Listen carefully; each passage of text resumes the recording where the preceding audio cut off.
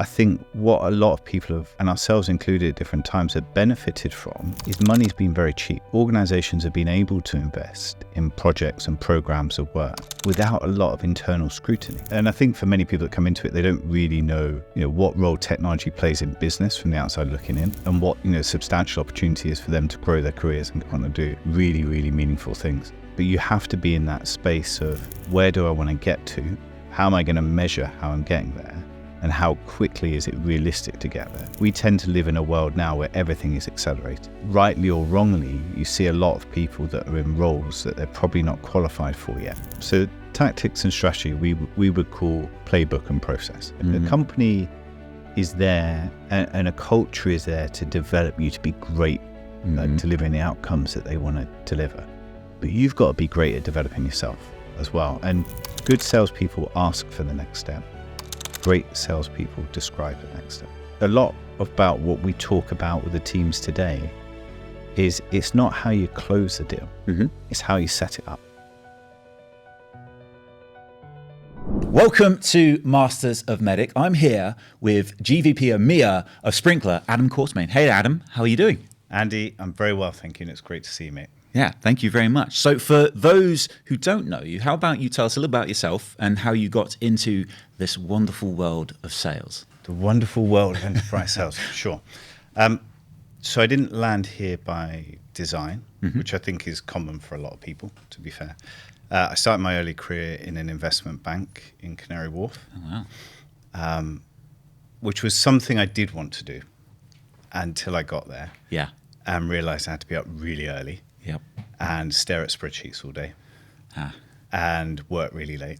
And I'm sure if I'd seen that path through, it would have been a fantastic path. But at 21 or 22 years old, there were other priorities in my life at that time. So I left banking, not by design, but by choice. Their choice, not my choice. And I went to a company called Oracle. For a couple of years. I think I've heard of them. They're kind of in the technology space, right? Yeah, and it was just after Y2K. So a long time ago now. And the guys and girls there were making a lot of money and driving a lot of success at that time as well. So it got me excited about the industry. And I think for many people that come into it, they don't really know, what role technology plays in business from the outside looking in. It's probably a little bit opaque, and what the substantial opportunity is for them to grow their careers and go on to do really, really meaningful things. So that got me excited about it. And then I had a wonderful 5 years at EMC, which was really at the stage of its massive growth. It was pivoting from an infrastructure company through to a software and hybrid infrastructure company, buying companies like Documentum, Legato, VMware, other infrastructure management software companies on that journey.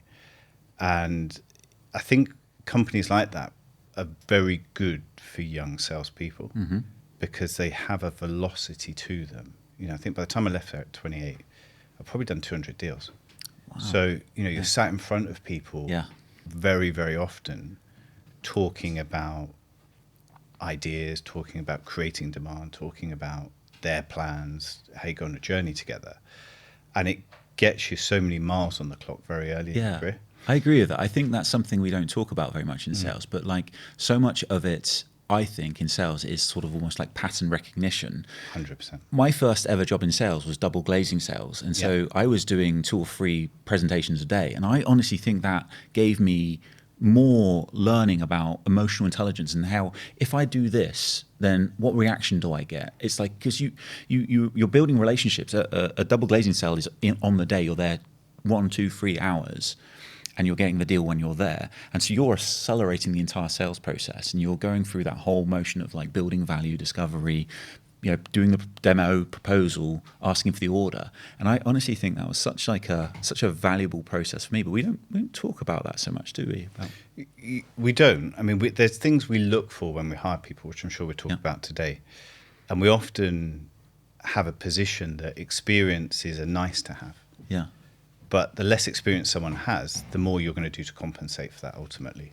Different ways through the passage of time. So whether it's pattern recognition, whether it's getting the nerves out of your system, whether it's failing in what is a relatively safe and transactional environment and having the opportunity to come back to it, it served many purposes, and I actually worked with some incredible people at EMC through that journey that then, they've gone on to do great things, and they're leading great companies today and have had huge amounts of success with it. And it also paves the way for you to go and do other things. If you get those companies on your CV early in life that invest a lot in people development, I think it does set you up very well for the future. Yeah, indeed. Yeah, I think we see that a lot in our industry. I guess, you were, what was after EMC? Where did you go after EMC? So, interestingly, leaving EMC, being relatively young, relatively successful, you think you're at a certain point in life. Yes. And I came into contact, not for the first time actually, but for the second time with Jeremy and a guy called Steve McCluskey. So Jeremy dug Steve McCluskey down at Blade Logic. And we worked towards joining that business just at the time that BMC acquired them. And that, I think, was one of those pivotal moments in your career when you're kind of on a racetrack or you're on a road and you think you're going flat out. Yeah. And you think you're working to a standard of excellence that is as high as you can go. And then you meet this like cohort of people and they're completely different. Yep. And, a lot has been talked about those people, from John McMahon, from Luca Lazaron, from people like Carlos De La Torre, Jeremy himself, Steve, Don, Paul Kant. They've all gone on to do great things, but it was an assembly of people that were committed to excellence at a different level. So that was probably one of, if not the most pivotal moments in my career. And it's back in 2008, you go back home, you're like, I've joined this company and I'm right at the bottom of the pecking order. Yeah. And it's a big test of your resolve at that point as well, because you've really got to look at the opportunity in front of you and how you're going to build credibility with a group of people that are so capable. Yeah. And also be super excited about the opportunity to learn from them. So that was, I think, a super pivotal moment in my career. It lasted about 5 years at the time, and there was so much that could be learned from it. Yeah. It's funny because I knew you were going to go there. I could tell by just looking at your resume, and I had kind of the same thing. Yeah. Not quite exactly the same, where I was at Oracle, and the way I kind of describe it, you sort of described it as you're driving flat out and then you sort of meet other people and they're going faster. I always describe it for myself as like, I was reflecting on myself as someone I think is quite coachable and trying to do all the best things, taking advice, reading books, all that kind of stuff. But I was actually a B player version of myself, of my own potential. And then it was actually Sprinkler for me, where I sort of saw the horizon of what's like, there's another level to this. It's almost like, there's I didn't even realize there was higher levels here.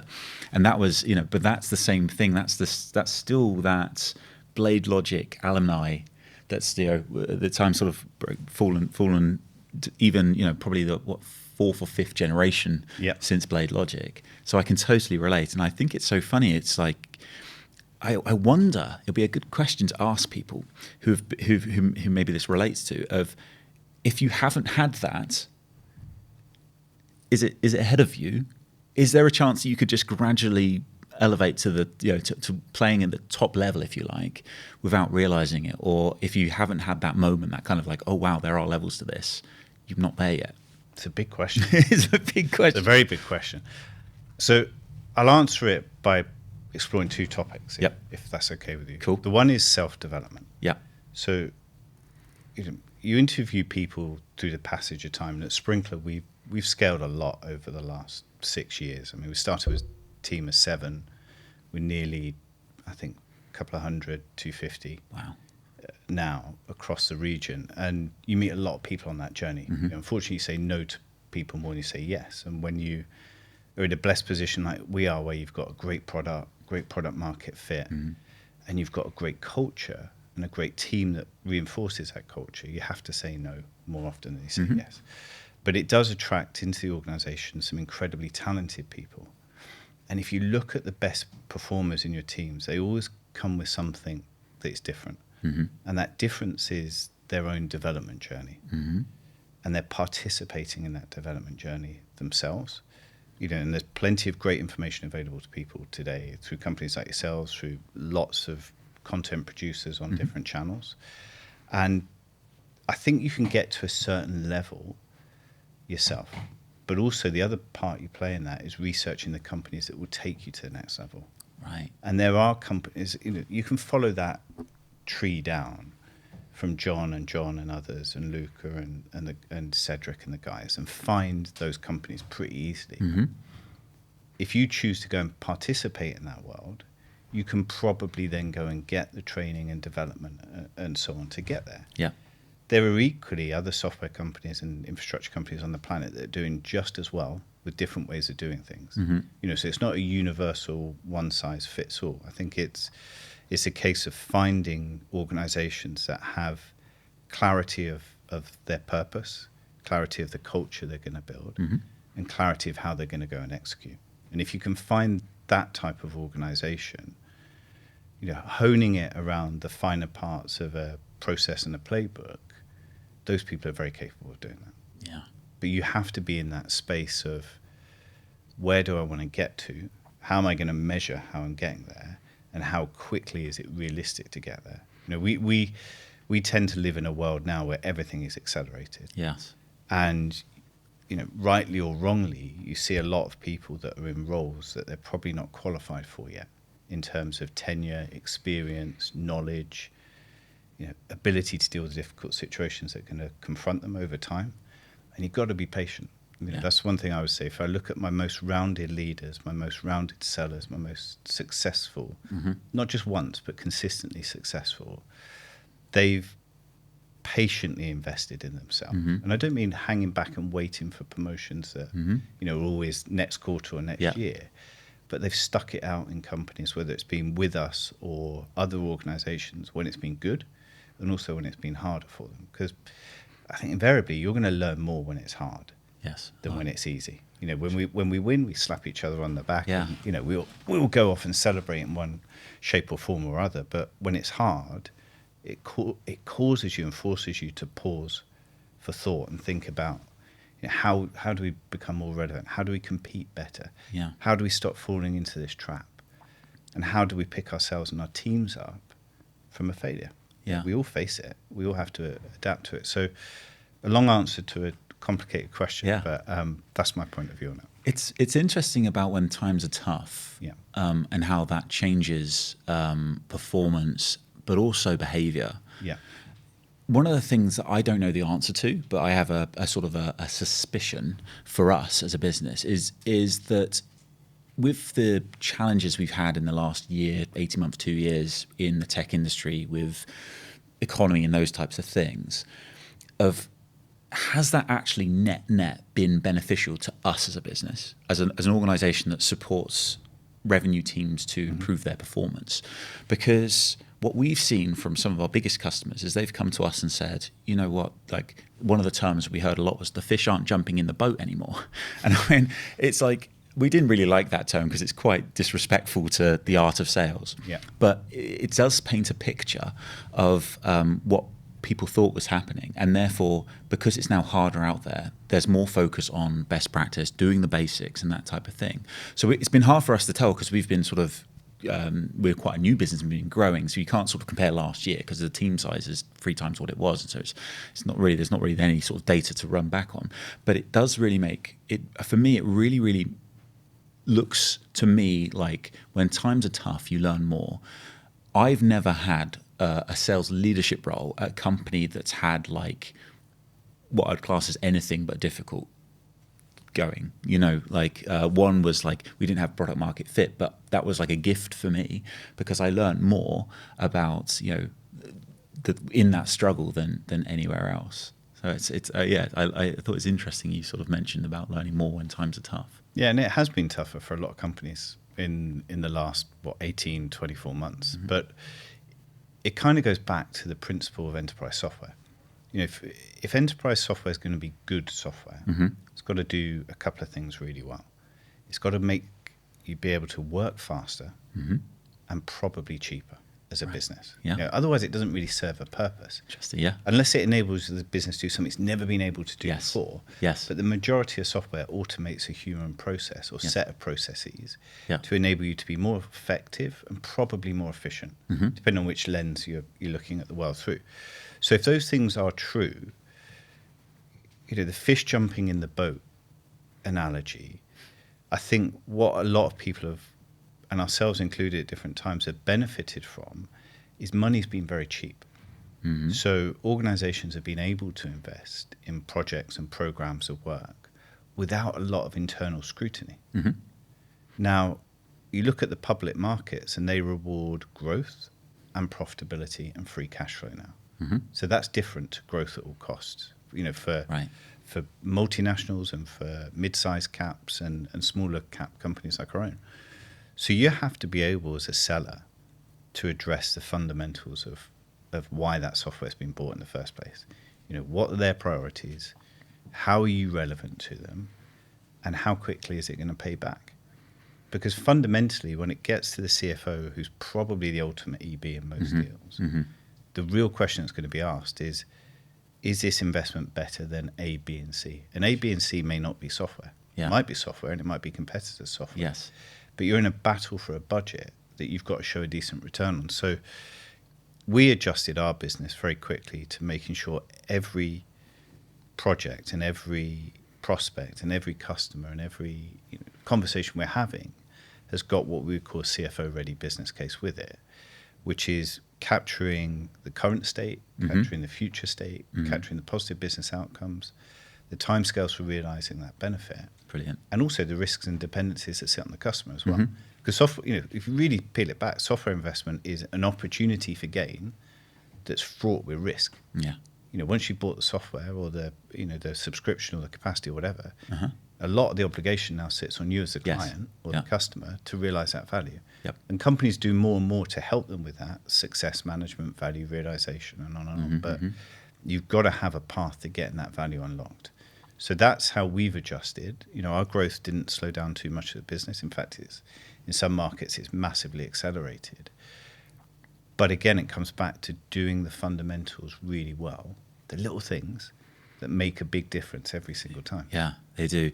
It's fascinating you said about the economic buyer being the CFO. I think we're seeing that more and more ourselves, but also our customers as well. And I think that's one of the things that is one of the strengths of MEDDPICC in regards to using the economic buyer element as a profile rather than an individual persona. It's a profiling tool.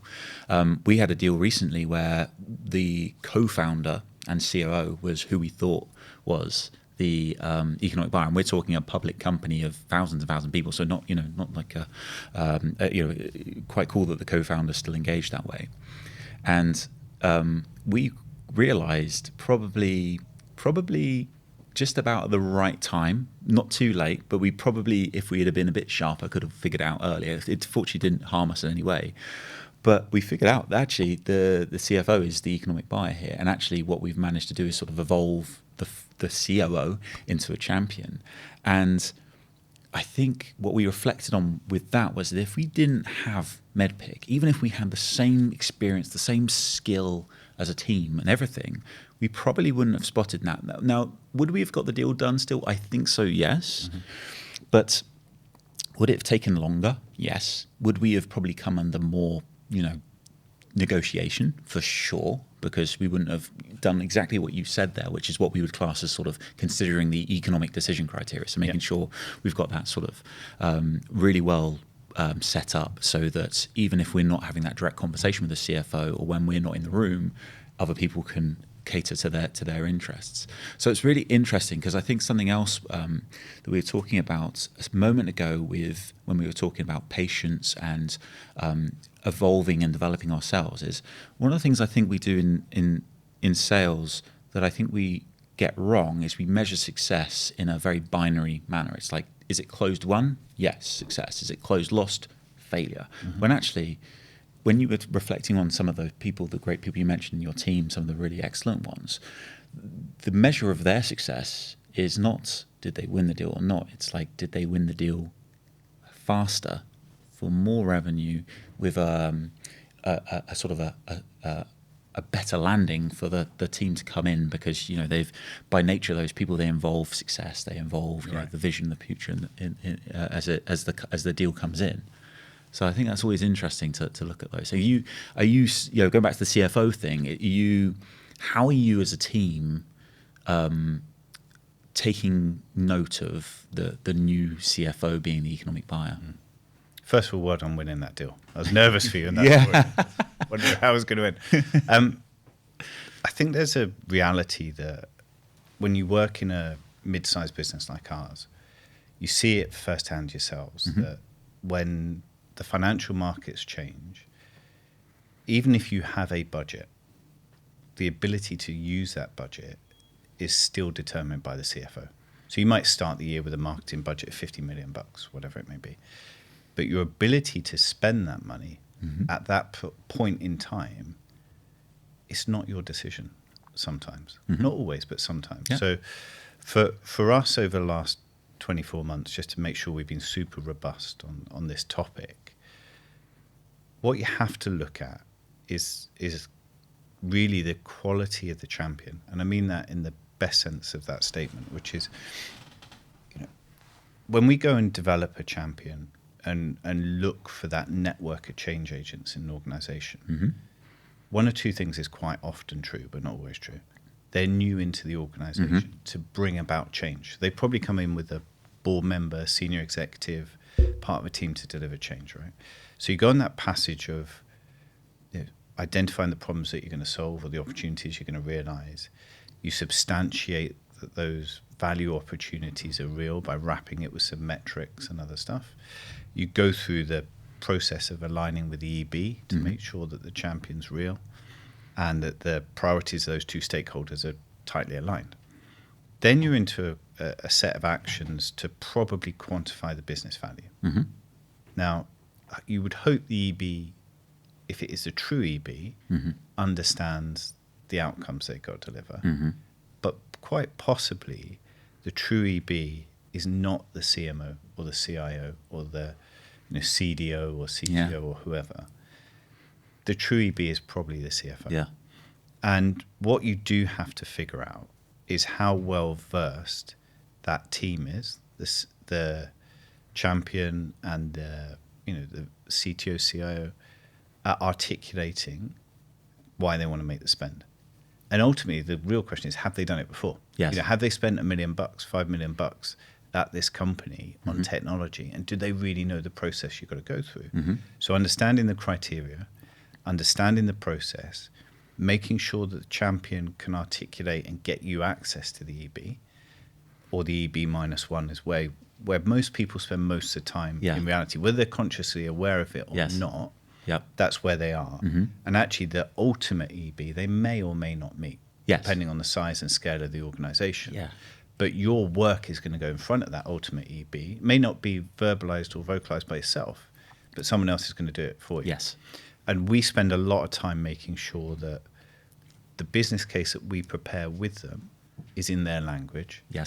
They can articulate, the fundamentals of why do anything, why do it now, and why do it with Sprinkler, or insert company that you work for, and that we can satisfy the decision criteria, the return on investment criteria.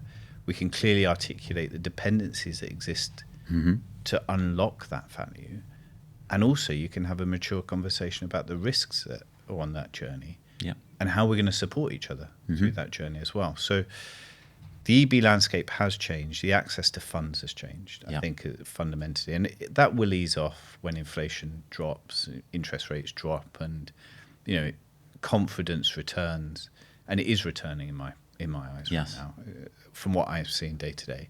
That confidence returns, and the flow of money becomes easier. Yeah, I love that. So I want to play some of this back because I want to dig into this because this is great. This concept we're saying, CFO, that sort of ultimate owner of the budget, the person who's, we like to sort of say that they don't own the budget, they've created the budget for the budget owner, and therefore, and I like what you said around them still having that sort of ultimate veto power, especially at the times as they are at the moment. So, and then you were talking about potentially not engaging with that economic buyer, but building the sort of pathway for your champion or the economic buyer -1, as you put it, which I liked, to engage. So tell me about like some of what let's like make it real. You've got a tier 1 consumer brand that the CFO is identified as the economic buyer. Sprinkler's proposition fits very, very well there. Talk to me about how one of your salespeople would be preparing their champion for that sort of interrogation by the CFO that may be lying ahead of them. What sort of tactics and strategies are you guys putting into play? Yeah. So tactics and strategy we would call playbook and process. Nice. So how we think about the organization of the business and the team is people, playbook, process. Mm-hmm. You need to go and hire great people. Yep. And we talk a bit about that in a while, but let's talk about the exact question. So playbook and process, the sales process that we run interlocks very tightly with MEDDICC or MEDDPICC as a qualification methodology. How it appears internally is different to how it appears externally to the customer. Sure. Yeah. So you almost have two versions of that. And to get to a point that you have a CFO ready, robust business case, there's a set of very discrete and arguably sequential milestones that we go through.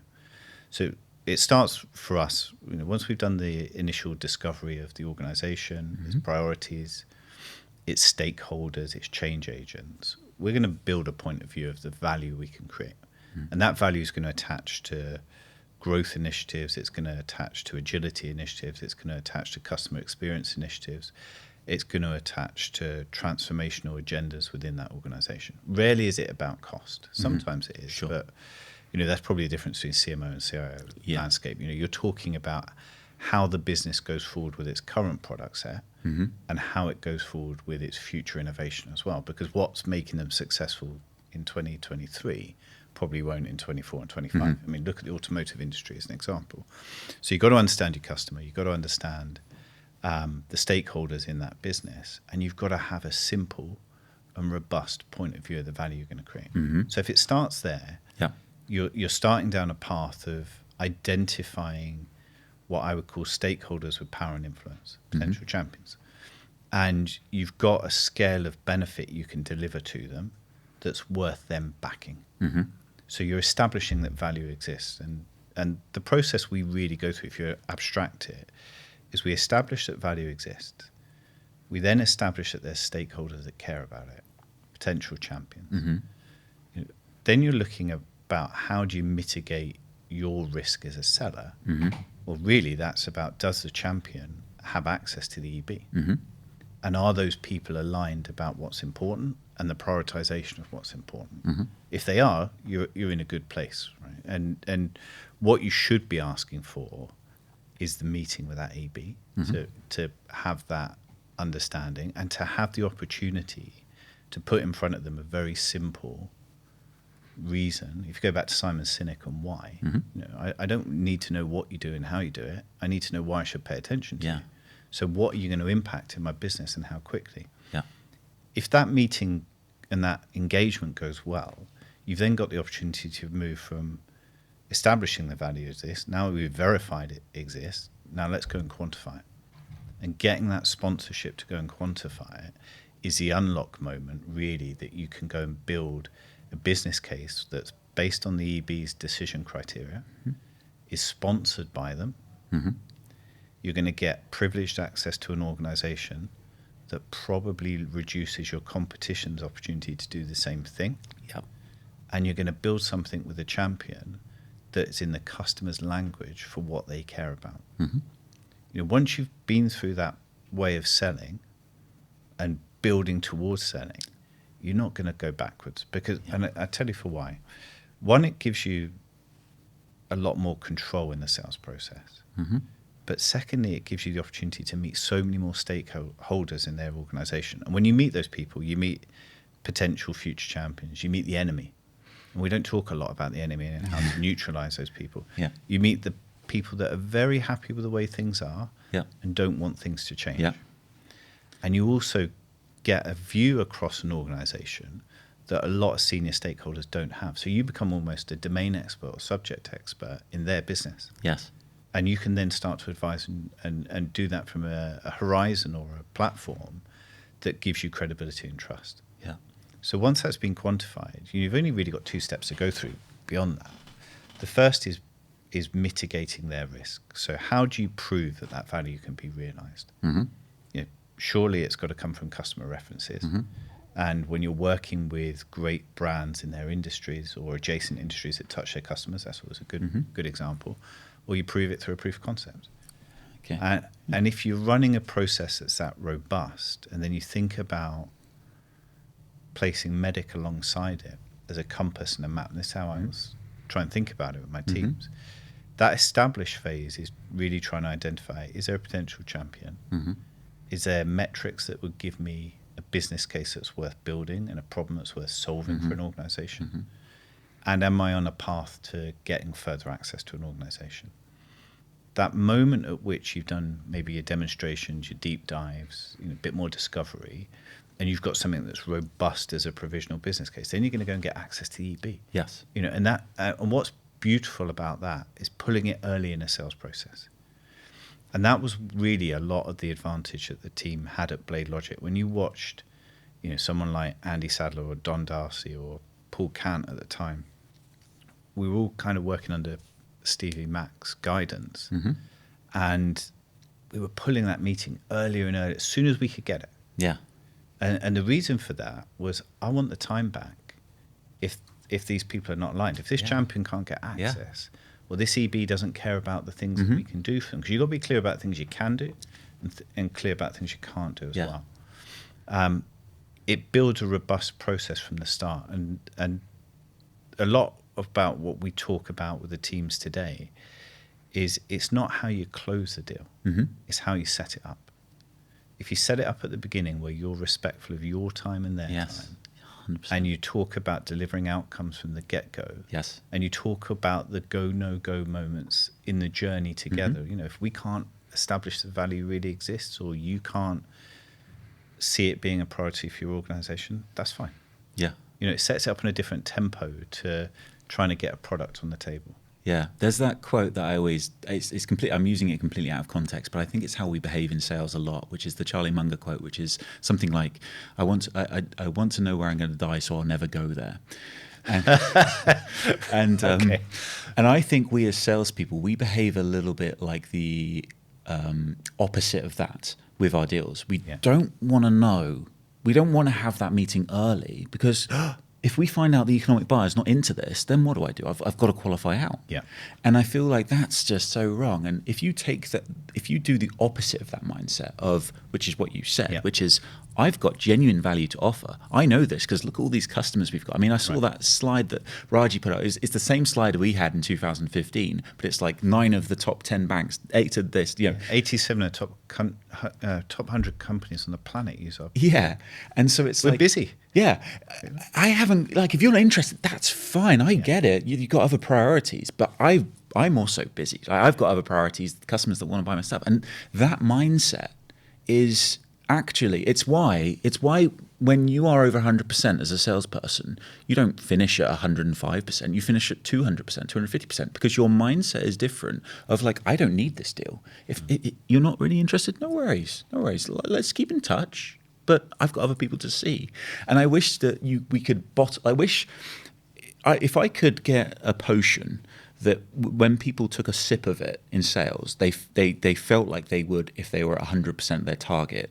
I could sell that. I could take half I could do a deal with every salesperson and give me half your commission, because that would make people so much more successful. And I just wish that we would, as an industry, just embody that a little bit more, because it's such a powerful thing. There's a couple of bits I want to go on to. First is a quick question. You talked about the person who doesn't want to change in the customer's business, and then you talked about the person who's like the detractor or the sort of the anti person. Which one, if you could pick in a deal one of your teams could be working on, who would you rather have? The detractor. I thought you were Every gonna single say, time. every single time, because they're probably a champion for something else than someone else. Yeah. And I can think of many examples where we've found that individual and we've turned that individual. And then they're the best champion ever, because not only are they, by nature of you finding them, in the nature you have, they're outspoken, but also they've got more credibility than anyone else, because a minute ago they were anti it. And so they're actually admitting they're wrong by backing it. Yeah, absolutely. And if you ignore that individual, it goes back to your previous point. So on the previous point, I'd say the difference in getting the word no early is the difference between being task orientated and outcome orientated. Interesting, yeah. And the same with the enemy, yes. the detractor.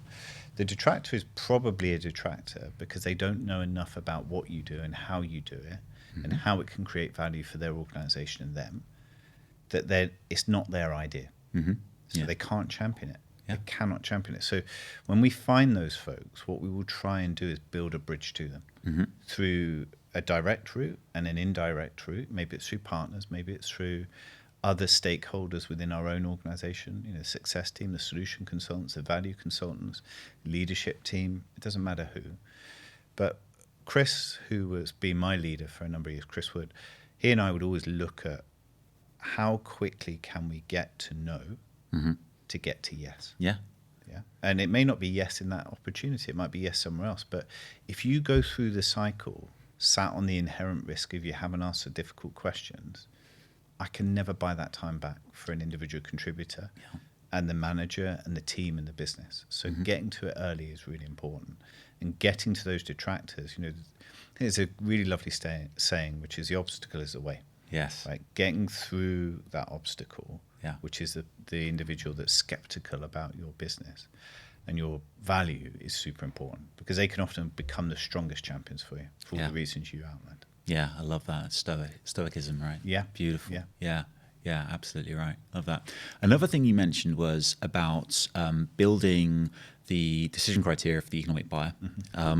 How in this scenario we've been talking about, where that's potentially the CFO and typically, particularly at enterprise level, CFOs are hard to reach.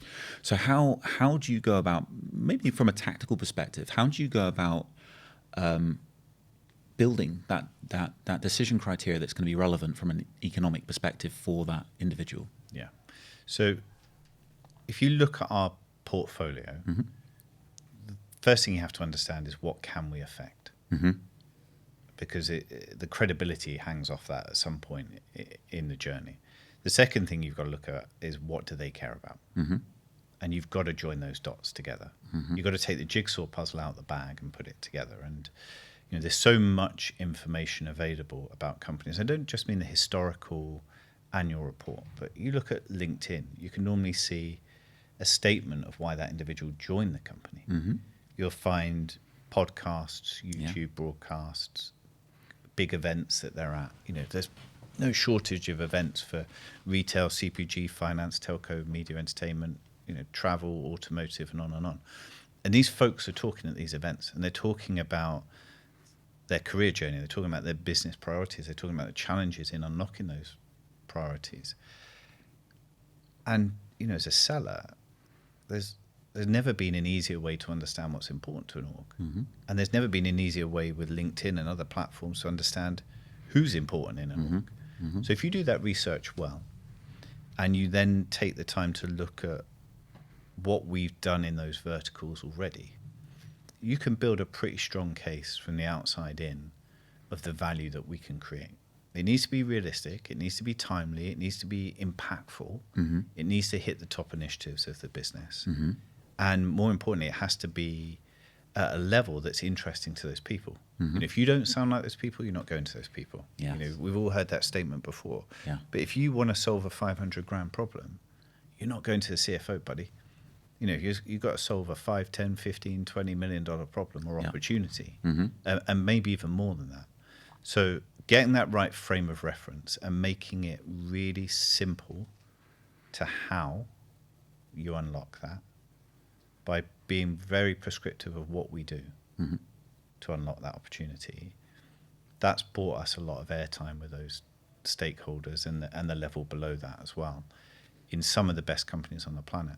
Interesting. And on top of that as well, we have a responsibility and a duty of care to be thought leaders at that table as well. Mm-hmm.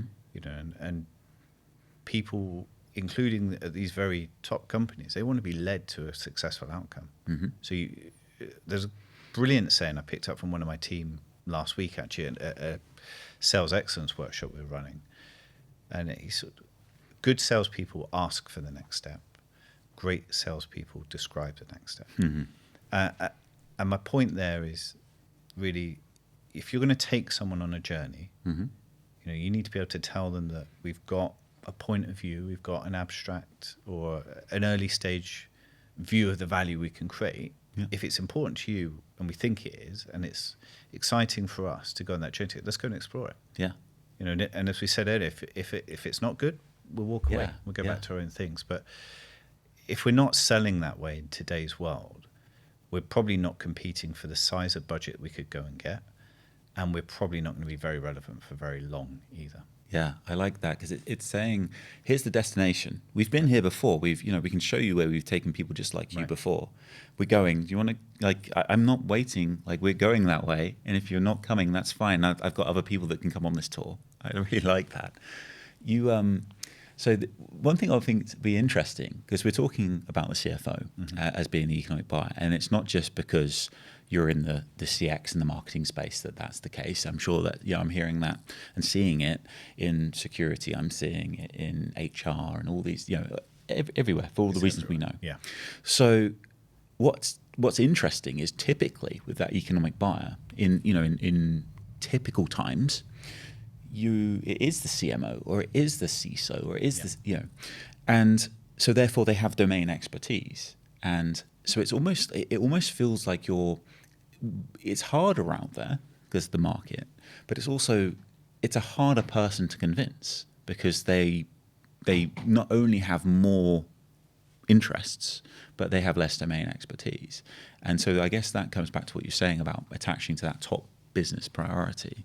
Is that kind of, when we're talking about what you mentioned earlier, that economic buyer -1 kind of thing, are you typically seeing that person who would in typical times they would be the economic buyer? So in your case, it may be the chief customer service officer or chief marketing officer, or as you said earlier, chief digital officer. Is that the case? Yeah. And that cohort of people, they're really smart people. The only thing that's changed is they've got to go and ask someone else to spend the money that's been assigned to them. Right. And they're looking to be able to give very quick returns Yes. in a predictable format to people today. And that never change, I don't feel. Mm-hmm. And our duty is to make sure that we turn up and we're really clear of the value that can be realized, Mm-hmm. the timescale in which it can be realized.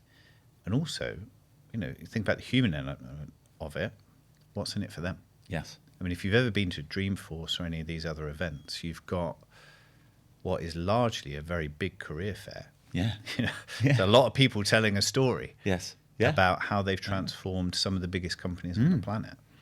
And that storytelling opportunity, is probably a very good window to the world for their next career opportunities. That's a very good point. Yeah, I love that. And software companies like ours and others have a duty of care to look after those EBs, those champions, because if you do well for them, and we see this at Sprinkler now, and you see it with companies like Workday, you see it with companies like Salesforce, you see it with companies that really go and build a category. Mm-hmm. And when they've finished their work at brand A or brand B, and that's typically a 3 or 5 year stint, these change agents, they're going to go and land somewhere else. Mm-hmm. And they're going to take the people that they trust, and they're going to take the partners that they trust, and they're going to deploy it again. You look at Workday, it's ubiquitous now for HR and people management. Salesforce for CRM, Microsoft for the things that it does very, very well. AWS, and Sprinkler's on that journey as well. So you have to make sure that not only are you building a strong case for change, but you deliver it as well. Yeah. And how have you, when selling to chief digital officers, CMOs, different from when you were at Blade Logic and BMC, where it's more of the technical CIOs, how do you find that different selling to those different C-suites? Yeah. So I think first of all, you've got to remember what to wear to those meetings. You turn up in a suit and a tie and you very quickly look a little bit out of place, but joking aside, there is a difference to it. And a lot of the IT buying is with the head, the logic of it. And it's often about offsetting operational cost that's built up in the business through the passage of time. And it's about offsetting risk to the operation of the business. When you're selling to more the front office landscape, you're selling to people that are making decisions with their head and their heart as well, first and foremost. And you're selling to people that are looking to realize the gain more than explicit pain. It's quite often abstract gain. Yeah. Growth, customer intimacy, understanding the customer, understanding the competition, being on a digital transformation journey, launching the next generations of products. Automotive with electric vehicles would be a great example, and or consumption-based models. You can go and buy a car for an hour these days, can't you? Yeah. And so on. So there's big changes in those companies, and there's much more speculative budgets available to take the business forward and deliver the shareholder value. So it does require the ability to inspire people more, I feel, about the opportunity that's over the horizon. Doesn't mean it's based on futures, but where you can get them to and how you're going to get them there, as opposed to what I saw more in the IT landscape, which is we're going to take out cost in an absolute way. We're going to minimize risk in an absolute way. Yes. You can't sit in front of a CMO and say, I've got this wonderful platform, and if you deploy it, your business is going to grow 20%. Yeah. What you can say is the best companies in your vertical or your category use our technology, and they do marketing and advertising and customer engagement at a really high performing level, and they're outperforming their peer group. So maybe there's a causal effect. So you have to be able to pivot the narrative, but the fundamentals of selling don't change. Yeah, I love that. It's the pain versus gain thing, and then the flipping that to finding what the gain is, and then being able to attribute the pain associated with not getting that gain. And the idea of it's quite fun almost that you're in quite a creative industry. We are, and you have to be almost creative with how you sell versus being quite sort of process driven when you're selling quite process driven technology. I don't know if that's coincidence or that's how it should be. I'm not sure I'm smart enough to answer that, but I mean the robust process of how we go about establishing and quantifying and proving and delivering and selling value, that's as robust as it's ever been. But at the front end, you have to be able to deliver a point of view very quickly, very simply, and very crisply to the problems you're going to solve.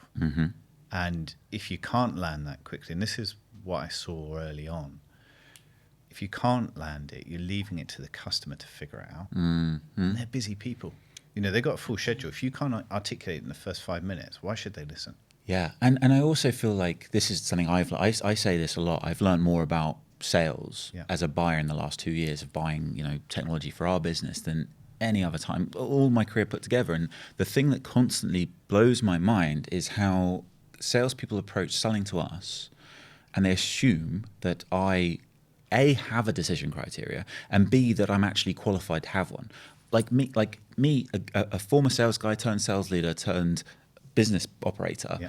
What do I know about HR software? What do I know about financial planning software? What do I know? Like pretty much anything except for social media software and like apps and a few other things where I actually had domain expertise. I'm an idiot, to be honest, at those things, but I get treated with the respect as if what I think and know really matters. A qualified buyer. And I'm really not. So one thing I'm really keen to talk to you about is we've talked. There'll be a lot of people listening to this and hearing how you talk about execution and the thing that I've really picked up is how it feels like you and your team just operating at the really sharp end. And what we talked about earlier about sort of wanting to level up and sort of being that unfinished entity. There'll be a lot of people listening to this thinking, I want a bit of that. I'd love to go and work in an organization like that. And I can say, as someone that was at Sprinkler and knows the cultural side of things and what a cool product it is and all that good stuff, I can totally see why people would want that. So what's not directly you, but if someone's listening to this and thinking, actually, I feel like that's what I want to. I want to do that level up. I'd love to get into an organization like Adam's. Yeah. What are the things that those types of people do to get your attention? I'll start with where they're coming from, actually, if I may. Yes, please. And when you look at an individual and you look at a CV, and that's sadly the way that we encapsulate most information about people. What I'm looking for from the outset is a journey of continuous improvement. And that's often about objective reasoning as well. So where did you start? And as I told my story of where I started and got ejected from and got going. So that's always a bit clumsy for a lot of people. But the choices you make after that, the steps you take towards getting a decent level of tenure and experience, I think that's really important, firstly. Then I'm always looking at people that make moves that show growth in their career. More responsibility, more diversity in what they're doing. Because that's normally a pretty good indicator that they've got a mindset of growth and that they're participating in their own development as well. And I said that a couple of times today. And what I really mean by that is a lot of folks want to be developed. Mm-hmm. And they say, Adam, I want to be developed. Mentor me. Yeah, I want to earn a lot of money. Great. And I want to work for Sprinkler. Great. And my first question to that, and I shouldn't say this because now people would be ready for it, but if they've got 50 minutes into a podcast, they maybe deserve to know the answer. Yeah, true. What are you doing to develop yourself? Yeah, I read books. Awesome. What are you reading right now? And they can very, very rarely answer that question. Yeah. And the reason I touch on that is you don't have to be reading all the time by any means, but you've got to be on your own journey as well as the company. And the company is there and a culture is there to develop you to be great at delivering the outcomes that they want to deliver. But you've got to be great at developing yourself as well. And those really intelligent and curious individuals that are looking at the signals that are there in the world that can help them get better, they're always the people that light up a room. Yeah. Because you put them in a room with customers, with prospects, with colleagues, and they've just got a spark about them. Yeah. And they, not only are they curious about you and Sprinkler, but they're naturally curious about the environment and what's going on in people's lives. And, the best sellers I've ever worked with have the ability to build relationships with people that go beyond work. Yeah. Doesn't mean they're spending time with them outside of work necessarily, but they know about their families. They know about that individual's professional goals, why they join the company, what they're doing, what they think about it, and so on, how they're going to plot to make stuff happen together. It needs that natural curiosity, and you can't fake that. Yeah. You can maybe bluff it in an interview, but you can get, you ask the right questions, and I won't tell you what they are today. You can get through it pretty quickly to figure out where they're at. Yeah. I always just think like, you're absolutely right. You can't bluff curiosity. You're either curious or you're not. And one of the things about curiosity is it's one of the reasons why it's so clear if someone's genuinely curious is because it's multi-leveled. You want to, if the person's genuinely curious, they're not going to stop at they're not asking you the first question to get the answer. Right. They're asking you the first question because they've got 5 layers they're trying to get to, and they're going to get there anyway. And that's how they end up with this, like you said, this extra amount of knowledge. It's probably not because they were trying to find out what your hobbies were outside of work, but what keeps you awake at night. And who else cares about this? Yeah.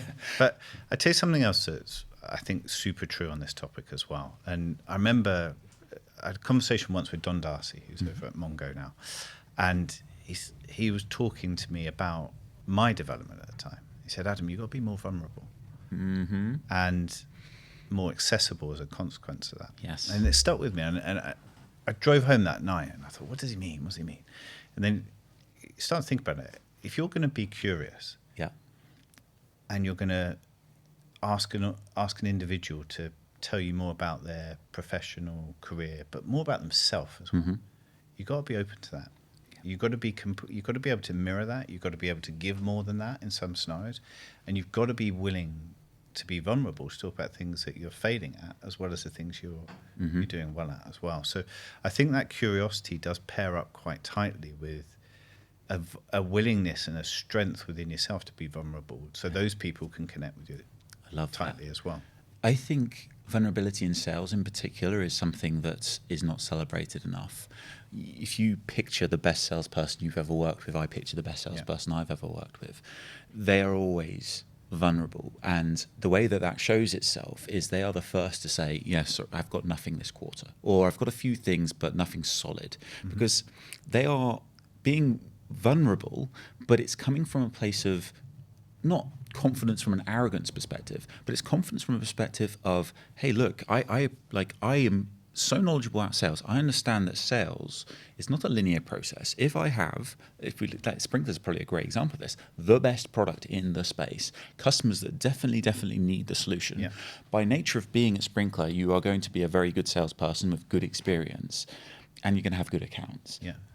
Doesn't necessarily, and even if you have a customer that really needs to buy from you, it's not going to be a linear process. There's going to be bumps in the road. There's going to be things that you can't, no matter how good you are, no matter how good your product is, things that go wrong. The best salespeople in the world are the ones that go, spotted it straight away. We've got a problem here. We need I'm going to get Adam on the phone, get Chris, get my boss. Let's figure this out. And they solve it. The worst salespeople are the ones that go like, well, I don't want to fess up to this because it will reflect badly on me doing a bad job. And so that vulnerability, I think, shines through, as you say, in curiosity, but also in the best salespeople that are just the first. But the culture has to enable it as well. So yes. If I think back to the start of our time at Sprinkler when Luca came in as CRO, one of the first things he really did was foster a safe environment where you can share good news, you can share bad news, you can raise a hand for help. And you have to have an environment that celebrates transparency, and facilitates it as well, because it's hard to be vulnerable in a fear-based culture, right? It's impossible. It's impossible, right? Let's be honest on it.